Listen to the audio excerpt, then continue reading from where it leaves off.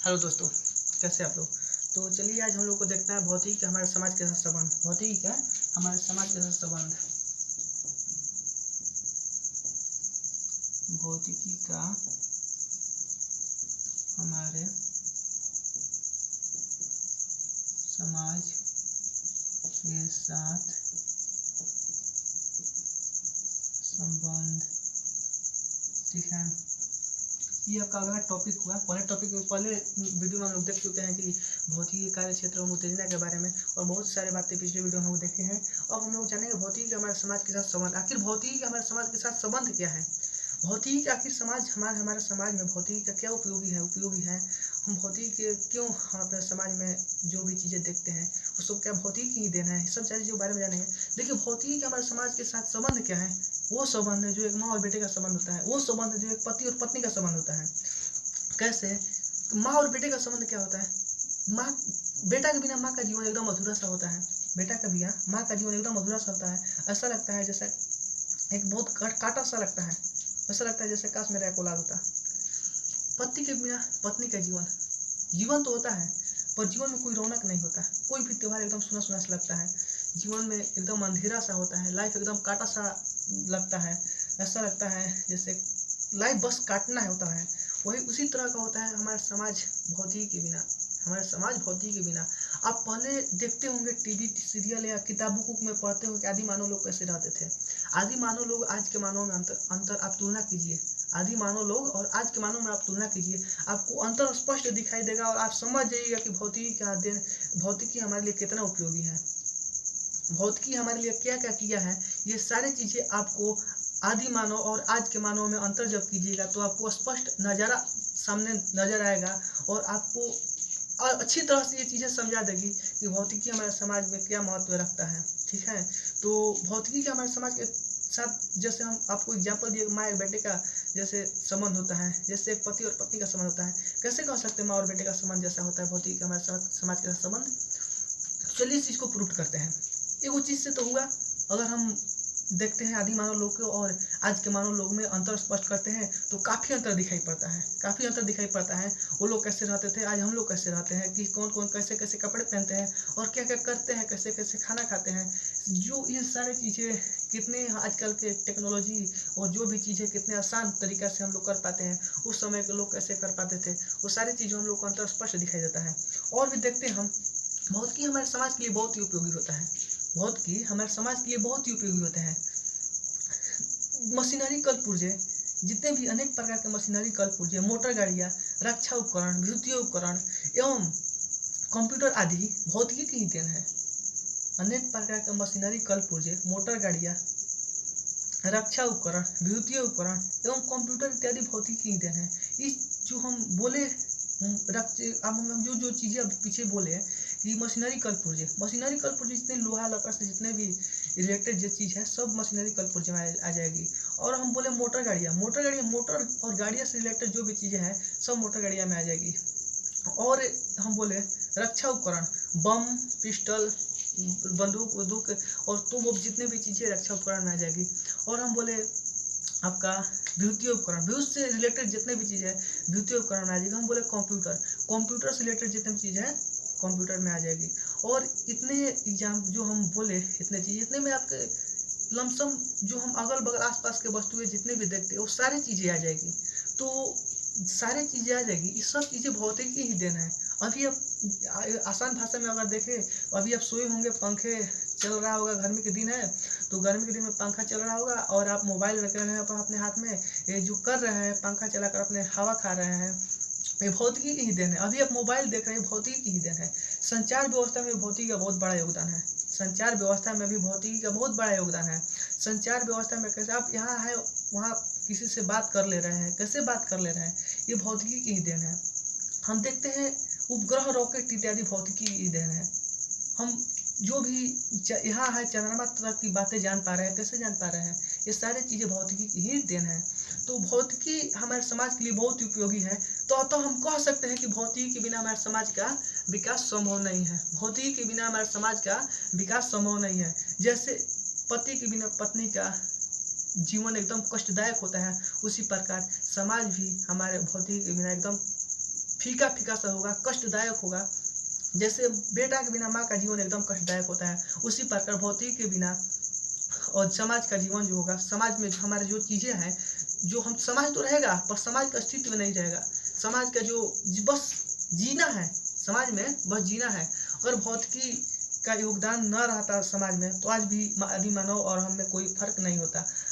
आदि मानव के लोग आदि मानव के समय के जो चीज़ें थी, अगर उठाकर आप किताब पढ़े और देखें तो आपको ऐसा लगे कैसे वो लोग जीते होंगे। ये सब चीज़ें को देख लेकर इतने डर कर गुफा में वो लोग मिसाल जलाकर अंधेरे में रहते थे, जानवरों की तरह रहते थे। वो लोग कैसे जीते हैं थे वो लोग, सारी चीज़ें देखिएगा तो आपको समझ में आ जाएगा। तो भौतिक हमारे समाज के साथ हमारा समझ चुके होंगे क्या संबंध है हमारे भौतिक का समाज के साथ। तो ये संबंध आप जान चुके होंगे। आप हम बोल दिए, लिखे नहीं है, नोट्स में आपको मिल जाएगा सारी चीज़ें। अब आगे हम देखते हैं मूल बल के बारे में, ठीक है। प्रकृति में कितने मूल बल होते हैं, प्रकृति में कितने मूल बल होते हैं। बल, प्रकृति में मूल बल,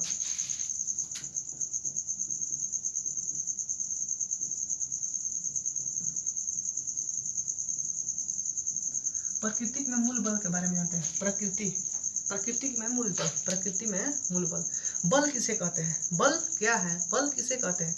बल वह भौतिक राशि है जो किसी वस्तु पर लगकर उसकी स्थिति में परिवर्तन लाता है, लाने की चेष्टा करता है।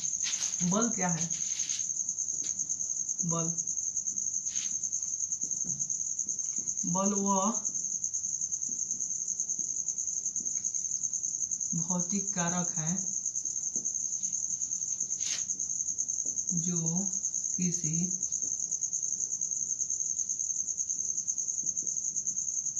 वस्तु पर लगकर उसके स्थिति में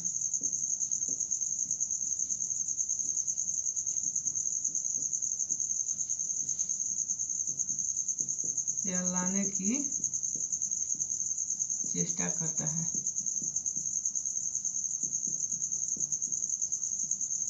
बल किसे कहते हैं, बल किसे कहते हैं। बल वह भौतिक कारक है जो किसी वस्तु पर लगकर उसकी स्थिति में परिवर्तन लाने की चेष्टा करता है। देखिए हम इस दीवार है, ये बोर्ड है, बोर्ड को हम ठेलते हैं, अगर बोर्ड को ठेलते हैं, अगर ठेला रहा नहीं ठेला रहा ना, इसको हम इसको घसकाने की कोशिश कर रहे हैं, नहीं खसक रहा है ये, तो इसका मतलब हम बल नहीं लगा रहे हैं। इसका मतलब ये नहीं खसक रहा, इसका मतलब हम बल नहीं लगा रहे हैं।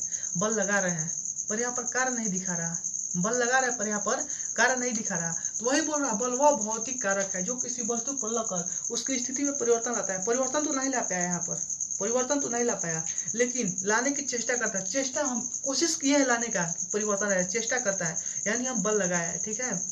तो बल आपका प्रकृति में 4 प्रकार का होता है।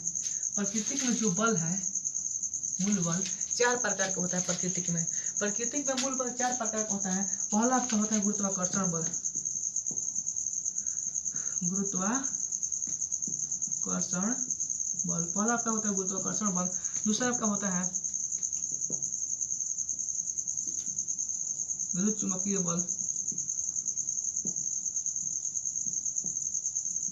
चौथा आपका होता है प्रबल नाभिकीय बल।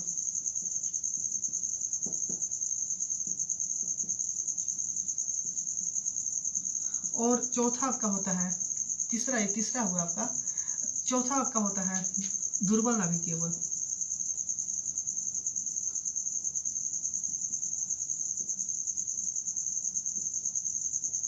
पहला आपका हुआ गुरुत्वाकर्षण बल, दूसरा का होगा विद्युत चुंबकीय बल, तीसरा का प्रबल नाभिकीय बल, चौथा होगा आपका दुर्बल नाभिकीय बल। गुरुत्वाकर्षण बल के बारे में आप लोग 10th क्लास में अच्छे से पढ़े होंगे।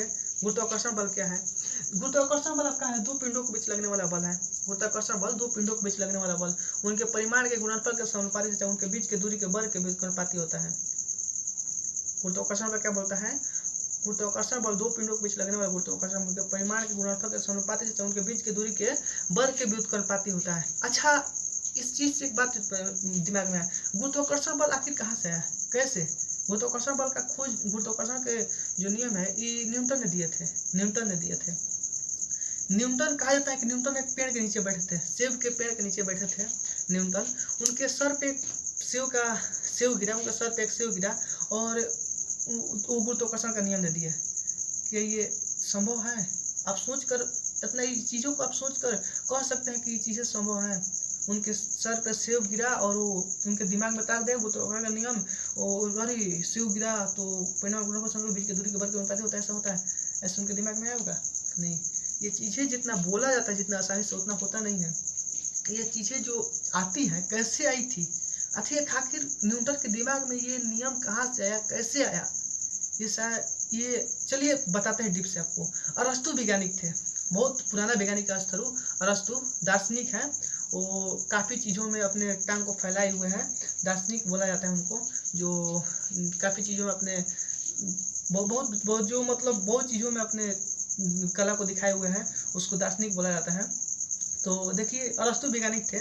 अरस्तु ने बोला कि प्रकृति में गति 3 प्रकार का होता है, प्रकृति में गति 3 प्रकार का होता है। एक वो जो ग्रह उपग्रह के बीच होता है, एक वो जो ग्रह उपग्रह के बीच होता है, एक वो जो हम किसी वस्तु को खींच कर या ढकेल कर गति में लाते हैं, एक वो जो ग्रह उपग्रह के बीच होता है, एक वो जो हम किसी वस्तु को खींच कर या ढकेल कर गति में लाते हैं, और एक वो जो खुद से होता है, किसी वस्तु को छोड़ दे गिर जाता है ऐसे, तो खुद से जो होता है एक वो। तो जो अरस्तु थे जितना न्यूटन के इतना पढ़े लिखे नहीं थे, उन्होंने नहीं इस पर केयर किया कि खुद से होता है, उन्होंने कह दिया और ये नहीं समझ में पाए, तो इन्होंने 3 गति का नियम दिया। उसके बाद गैलीलियो आए, गैलीलियो वैज्ञानिक थे, गैलीलियो आए, उन्होंने कहा कि वस्तु में कोई भी गति हो, कोई भी वस्तु हो, अपने आप गति में परिवर्तन नहीं करता है, कोई भी वस्तु हो अपने आप गति में परिवर्तन नहीं करता है। न्यूटन के दिमाग में ये बातें खटक गई, न्यूटन के दिमाग में ये बातें खटक गई अपने आप। अरस्तु ने कहा किसी वस्तु में गति लाया जाता है तो खींच कर या ढकेल कर। गैलीलियो ने कहा कि अपने आप कोई वस्तु गति नहीं करती। तो न्यूटन के दिमाग में ये बातें खटक गई कि सेब गिरा, ये अपने आप तो नहीं गिरा, अपने आप गति में क्यों आया? जिस अवस्था में उसी अवस्था में रहना चाहिए ना, अपने आप आया कैसे? तो इनके दिमाग में आया, अरे अरस्तु ने कहा था कि किसी वस्तु को खींचकर या ढकेल कर उसको गति में लाया जाता है, तो इसको जरूर किसी ने खींचा है या तो ढकेला है। ढकेल तो नहीं सकता, क्योंकि ढकेलता तो इधर उधर इधर ऊपर नीचे ऊपर अगल बगल भी जा सकता सेब, लेकिन ये नीचे ही है, इसका मतलब इसको कोई खींचा है, इसका मतलब इसको कोई खींचा है। तो इनके दिमाग में अरे खींचा कौन है? यही पृथ्वी खींचा है, यहीं पर छुप कर बैठी है, बोल नहीं रही कि हम खींचे हैं, बोल नहीं रही कि हम खींचे हैं, खींचा पृथ्वी है जो बोल नहीं रही कि हम खींचे हैं। तो इनके दिमाग में आया कि ओह, इसका मतलब पृथ्वी बल लगा रही है क्या? इसका मतलब पृथ्वी बल लगा रही है। तो बल लगा रही है तो इन्होंने गति का प्रथम नियम दे दिया। गति का प्रथम नियम दिया क्या? कि कोई भी वस्तु अब गति के अवस्था में रहना पसंद, गति में अवस्था में रहती है, अगर वो विरामावस्था में रहती है, जब उसको कोई बाह बल कार्य न करे। तो लोगों ने कहा न्यूटन तुम तो गैलीलियो का नियम दे दिया और बोल रहे कि हमने अपना नियम दिया। गैलीलियो ने कहा था कि अपने आप गति, कोई भी वस्तु अपने गति की अवस्था परिवर्तित नहीं करती। तो इन्होंने कहा कि नहीं हम अपना नियम दिया है। लोगों ने कहा नहीं, फिर लोगों ने न्यूटन को लजवाने लगे, तो उन्होंने कहा कि नहीं हम गैलीलियो का नियम दिया। गैलीलियो ने बल का उसमें जिक्र नहीं किया था, पर इसमें हम बल का जिक्र किया है। तो सही बात था, बल का जिक्र किए थे। न्यूटन बहुत अच्छे वैज्ञानिक थे और इन्होंने इससे गुरुत्वाकर्षण बल को उन्होंने खोजा कि पृथ्वी एक बल लगाती है जो खींचती है, पृथ्वी एक बल लगाती है।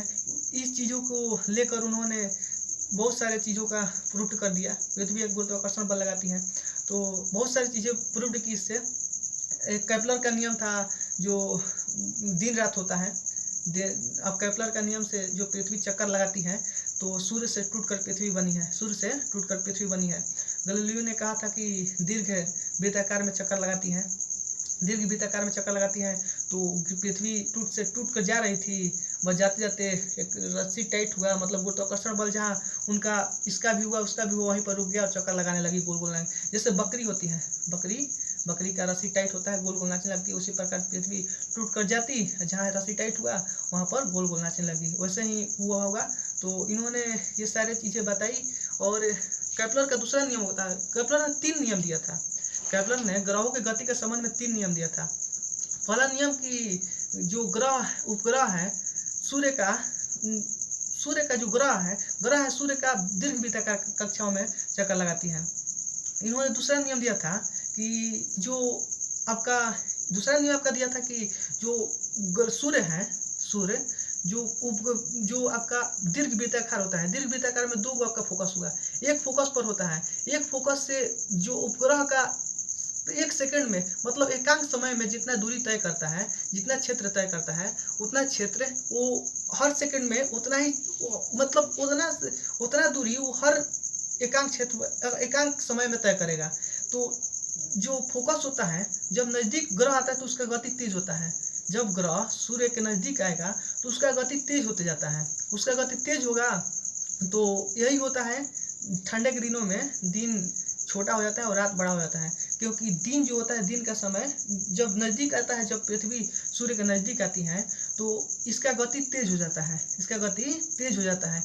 ये काफ़ी समय कम समय में ज़्यादा दूरी तय कर लेती हैं।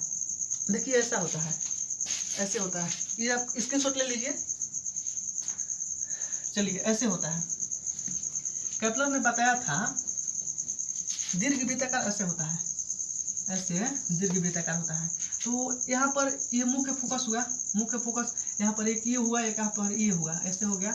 इस फोकस पर सूर्य मान लीजिए है, इस फोकस पर ये हुआ, वो ये हुआ, इस फोकस पर सूर्य है, ठीक है।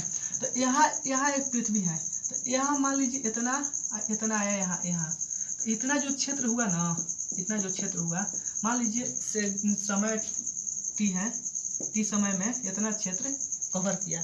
तो ये जो क्षेत्र है ना, ये क्षेत्र हर उतना समय में कवर करेगी, हर उतना समय में क्षेत्र कवर करेगी।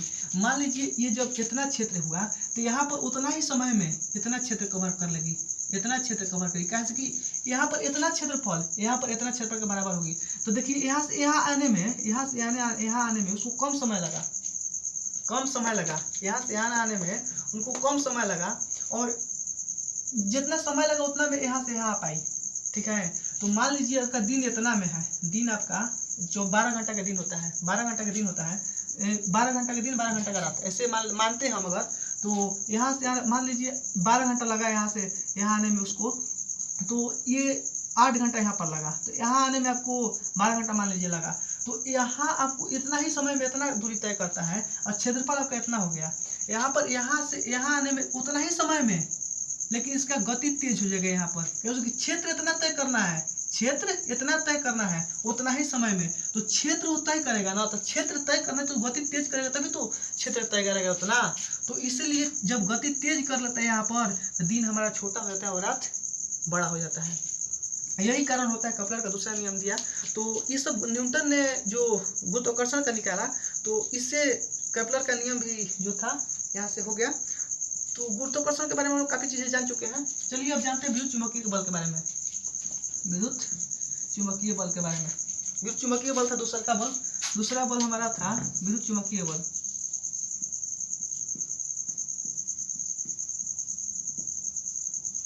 विद्युत चुम्बकीय बल, दूसरा बल था हमारा विद्युत चुम्बकीय बल। विद्युत चुम्बकीय बल क्या है? विद्युत चुम्बकीय बल आवेशित कणों के बीच लगने वाला बल है, आवेशित कणों के बीच लगने वाला बल है। ये आकर्षण और विकर्षण दोनों का बल होता है, आकर्षण और विकर्षण दोनों का बल। अब दो चुंबक लीजिए, दो चुंबक लेकर उसको आपस में सटाइए, एक समय आएगा कि वो दोनों आपस में सट जाएगा, एक समय ऐसा आएगा कि उसको प्लॉट कर सटाते हम, तो जब उसको सटाएंगे ना तो सटबे नहीं करेगा, नहीं सटेगा, वो सटेगा नहीं, विकर्षित होगा, ठेलेगा, आपको सट नहीं, बल लगाएगा वो भी बोलेगा नहीं सटेंगे, तो नहीं सटेंगे तो आप पूरा एकदम, हम जब बच्चे थे हम लोग तो पूरा एकदम कस के सटाते, देख हमारा सट गई, लेकिन वो नहीं समझते। तो जो चुंबकीय बल होता है ये आकर्षण विकर्षण दोनों का बल होता है, ठीक है। तो आवेशित कणों के बीच लगने वाला बल है, आवेशित कणों के बीच लगने वाला चुंबकीय बल। तीसरा आपका था प्रबल नाभिकीय बल, प्रबल नाभिकीय बल, प्रबल नाभिकीय बल, नाभिकीय बल और दुर्बल नाभिकीय बल। हम लोगों को 12th क्लास में केवल नाभिकीय बल के बारे में पढ़ना है, प्रबल नाभिकीय बल दुर्बल नाभिकीय बल नहीं पढ़ना है, बस नाभिकीय बल के बारे में पढ़ना है।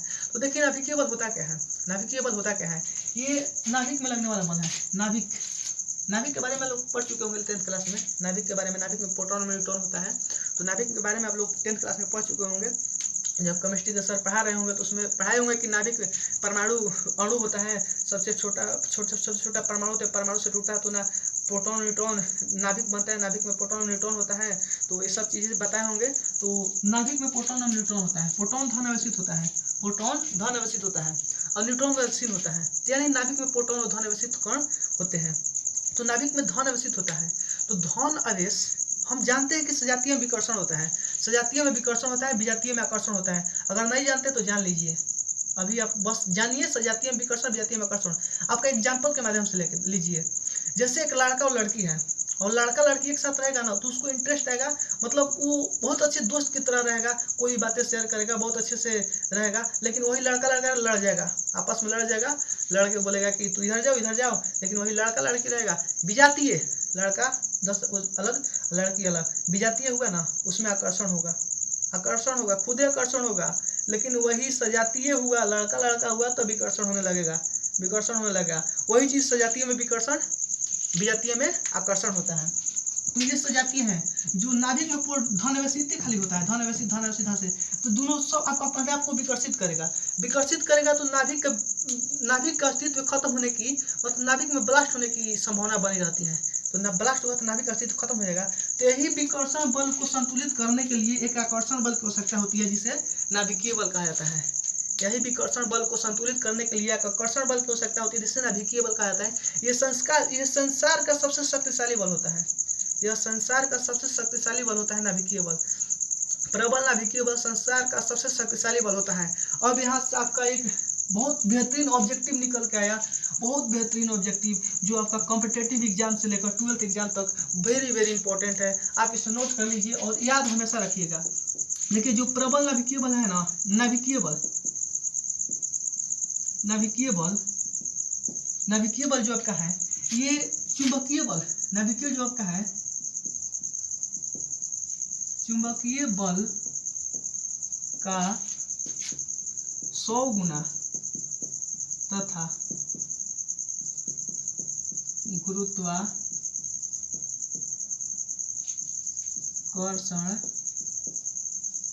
बल का 10⁻38 गुना होता है। जो नाभिकीय बल है, प्रबल नाभिकीय बल या नाभिकीय बल बोले, नाभिकीय बल जो आपका है गुरुत्वाकर्षण विद्युत चुंबकीय बल का 100 गुना तथा गुरुत्वाकर्षण बल का 10⁻38 गुना होता है। जो नाभिकीय बल है विद्युत चुंबकीय बल के 100 गुना तथा गुरुत्वाकर्षण बल का 10⁻38 गुना होता है। ये वेरी वेरी इंपॉर्टेंट, बहुत इंपॉर्टेंट क्वेश्चन है, बहुत इंपॉर्टेंट, एग्जाम में पूछता है।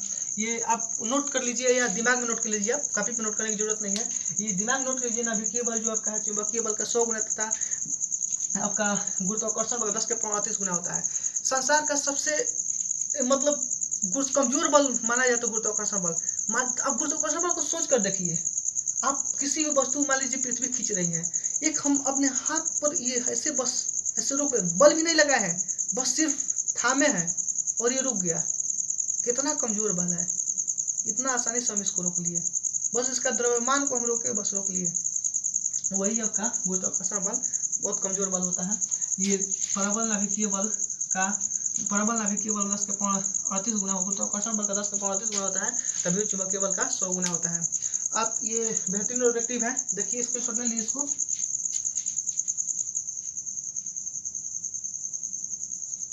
और आपका दुर्बल नाभिकीय बल जो आपका है, दुर्बल नाभिकीय बल के बारे में हम लोग को नहीं जानना है अभी।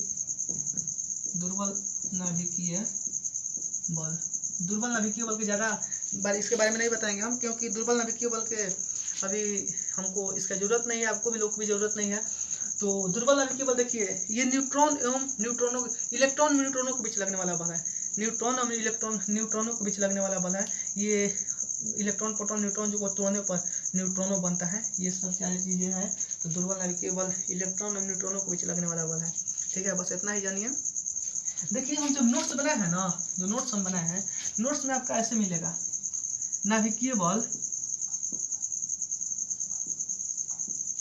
1, तो गुरुत्वाकर्षण बल आपका दिए हैं 10⁻38, आपका गुरुत्वाकर्षण बल, आपका चुंबकीय बल दिए हैं हम 10⁻2। आप समझ रहे हैं, बहुत आसान चीजें हैं।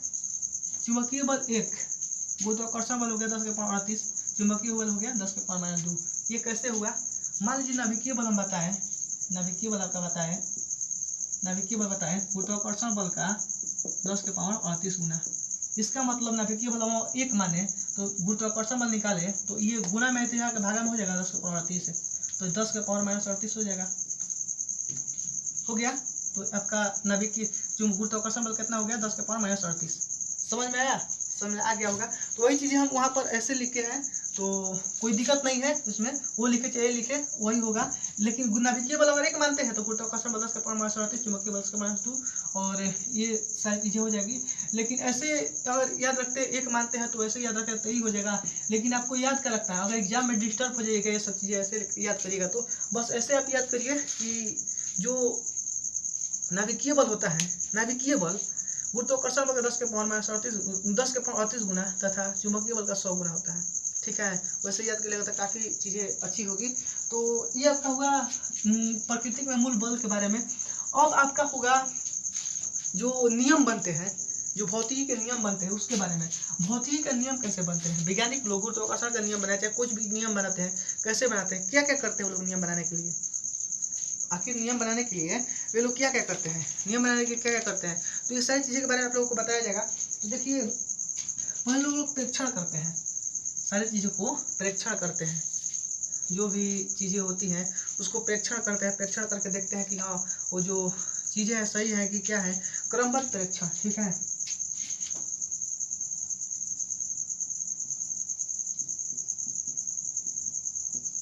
क्रमबद्ध प्रेक्षण पहले करते हैं, उसके बाद करते हैं परिकल्पना।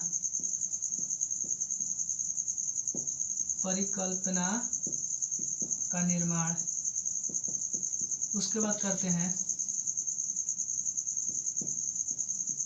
परिकल्पना का परीक्षण, उसके बाद करते हैं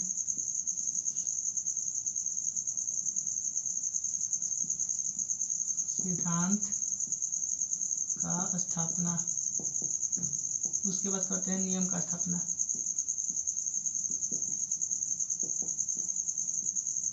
ये सिद्धांत और नियम में ज़्यादा अंतर नहीं है। ठीक है, ज़्यादा अंतर नहीं है।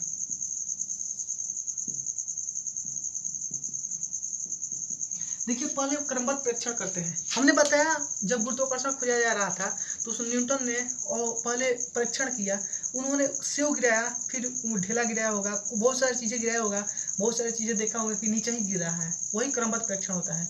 क्रमबद्ध प्रेक्षण बार बार वही चीज़ों को करके देखा जाता है क्या यही हो रहा है, तो वही क्रमबद्ध प्रेक्षण कहा जाता है। परिकल्पना का निर्माण, उन्होंने परिकल्पना की कि यानी नीचे गिर रहा है यानी बल लगा रहा, उन्हें बल का परिकल्पना किया। बल किसी ने देखा नहीं है कि पृथ्वी बल लगाती है, बल किसी ने नहीं देखा है, किसी ने ये चीज़ें नहीं देखा कि पृथ्वी बल लगा रही है, क्या करी है, कैसे कर रही है, ये चीज़ें किसी ने, बस एक परिकल्पना लिया गया है कि हाँ कोई वस्तु नीचे गिर रहा तो यानी बल लगा रही है पृथ्वी, बल एक परिकल्पना किया है कि पृथ्वी बल लगा रही है। ठीक है, अब परिकल्पना का परीक्षण, जो बल लगा रही है क्या बल बार बार उतना ही बल लगा रही, एक बार बल लगाई फिर दूसरा बार बल लगाई, बार बार चीज़ों को करके देखा बल लगा रही है, तो बल बार बार वही बल लग रहा है, ऐसा ही लग रहा जो पृथ्वी लगा रही है क्या वही समान लग रहा, तो वही परिकल्पना का परीक्षण किया, बल का परीक्षण किया गया कि हाँ का बल जो लगा रही है सही में हम परिकल्पना जो किया है परिकल्पना क्या सच है, तो वही परिकल्पना कई बार कपोर कल्पना भी किया गया है। बहुत सारी चीज़ें जो ऐसा मान लिया है जैसा अब बस मानना ही पड़ेगा, मानना ही पड़ेगा, वो जैसे बहुत सी चीज़ें हैं, चीज़ें आगे बताया जाएगा आपको। तो देखिए उसके बाद सिद्धांत का स्थापना किया जाता है, उसके बाद सिद्धांत का स्थापना किया जाता है, एक सिद्धांत बनाया जाता है कि हाँ ऐसा हो, जैसे आर्किमिडीज का सिद्धांत बनाया गया, आर्किमिडीज का सिद्धांत, और उसके बाद नियम का स्थापना होता है। सिद्धांत और नियम में कोई ज़्यादा फर्क नहीं है, बस सिद्धांत ये होता है कि ये स्थिति के अनुसार समय के अनुसार बदल जाता है। जैसे पानी के घनत्व बदला जाता है, आर्किमिडीज के सिद्धांत में पानी का अगर घनत्व बदला जाए तो उसमें परिमाण में परिवर्तन आ जाता है। और नियम में क्या होता है कि न्यूटन के जैसे गति का नियम, ये आपका गुरुत्वाकर्षण का नियम है, ये एक नियम मान लिया है कि किसी दो पिंडों के बीच लगने वाला गुरुत्वाकर्षण उनके परिमाण के गुणनफल पर समानुपाती रहता है, उनके बीच की दूरी के वर्ग के बीच अनुपाती होता है, ये मान लिया गया, ये मतलब नियम बना दिया गया। तो किसी भी पिंड के लगेगा ना तो उनके परिमाण के गुणनफल का समानुपाती ही होगा, तो उनके बीच की दूरी के वर्ग के बीच अनुपाती होगा, एक नियम हो गया, ये ऐसा ही होगा, जब भी होगा ऐसा ही होगा। लेकिन आर्किमिडीज का सिद्धांत अगर लिया जाए और पानी के घनत्व में अंतर किया जाए उसके परिमाण में अंतर आ जाएगा। यही चीज़ें है आपका इसमें जो वैज्ञानिक विधि है बनाने की, नियम विधि तो ये चीज़ें हैं, ऐसा ही किसी भी नियम को बनाया जाता है। स्क्रीनशॉट ले लीजिए, लेना है तो नोट्स में मिल जाएगा आपको। चलिए मिटाते हैं इसको। अब आगे हमको देखना क्या है, आगे हमको देखना है कुछ जो इसके बारे में नियम जो है ना, नियम पूरे विश्व में एक समान होता है। अगर इंडिया में गुरुत्वाकर्षण के नियम को माना जाता है ऐसे, तो अमेरिका में पेरिस में भी, अमेरिका में पेरिस में, चीन में, ब्रिटेन में, इंग्लैंड में, सभी जगह यही नियम माना जाएगा, क्योंकि ये यूनिवर्स में, सारे यूनिवर्स में समान जगह ये घटना यहाँ पर हुई तो वहाँ भी तो यही घटना हो, वहाँ पर पृथ्वी है, हर जगह यही घटना हो गया, हर जगह यही नियम माना जाएगा। यूनिवर्स में सभी जगह समान एक नियम, यही नियम को माना जाता है। तो अब देखते हैं हम लोग कि जो बल, न्यूटन ने कहा बल लगाओ सब होगा, न्यूटन ने क्या कहा, बल लगाओ सब होगा, बल लगाओ सब होगा। तो क्या होता है कि भौतिक, जितने भी भौतिक जगत में भौतिक में परिवर्तन होता है, भौतिक में कितने हम चीज़ें को देखते हैं परिवर्तित होते हुए, तो जो चीज़ें हैं बल के कारण परिवर्तित होती हैं। बहुत सारे राशियाँ हैं जो बल के कारण परिवर्तित हो जाती हैं, और बहुत राशियाँ हैं जो बल के कारण परिवर्तित नहीं होती हैं। जो बल के कारण परिवर्तित नहीं होती हैं उसे संरक्षित राशियाँ कहा जाता है, उसे संरक्षित राशियाँ कहा जाता है। संरक्षित राशियों के लिए कुछ नियम बनाया गया है, जिसे संरक्षण नियम कहा जाता है, संरक्षण नियम कहा जाता है। संरक्षण नियम निम्नलिखित प्रकार के हैं। जैसे आपका पहला संरक्षण नियम, निम्नलिखित प्रकार का संरक्षण नियम के बारे में जानते हैं। संरक्षण नियम कुछ बताएंगे आप लोगों को। तो पहला आपका विद्युत आवेश संरक्षण नियम, वैद्युत आवेश संरक्षण नियम, वैद्युत आवेश संरक्षण नियम, ठीक है। विद्युत आवेश संरक्षण नियम, यह क्या है विद्युत आवेश संरक्षण नियम? विद्युत आवेश किसी वस्तु पर दिया गया आवेश, किसी वस्तु पर दिया गया आवेश संरक्षित होती है। इसे न तो उत्पन्न किया जाता है और न ही उत्पन्न किया जा सकता है, और न ही नष्ट किया जा सकता है। देखिए विद्युत आवेश संरक्षण नियम, किसी वस्तु पर दिया गया आवेश संरक्षित होता है। इसे न तो उत्पन्न किया जा सकता, न ही नष्ट किया जाता, बल्कि इसका रूपांतरण किया जा सकता, बल्कि इसका स्थानांतरण किया जा सकता, बल्कि इसका स्थानांतरण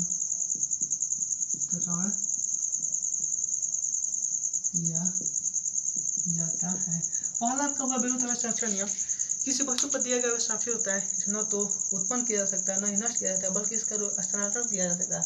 किसी वस्तु पर दिया गया आवेश संरक्षित होता है, मतलब आवेश को न तो उत्पन्न किया जा सकता, न ही नष्ट किया जा सकता, बल्कि इसका स्थानांतरण किया जाता है एक परिपथ से दूसरे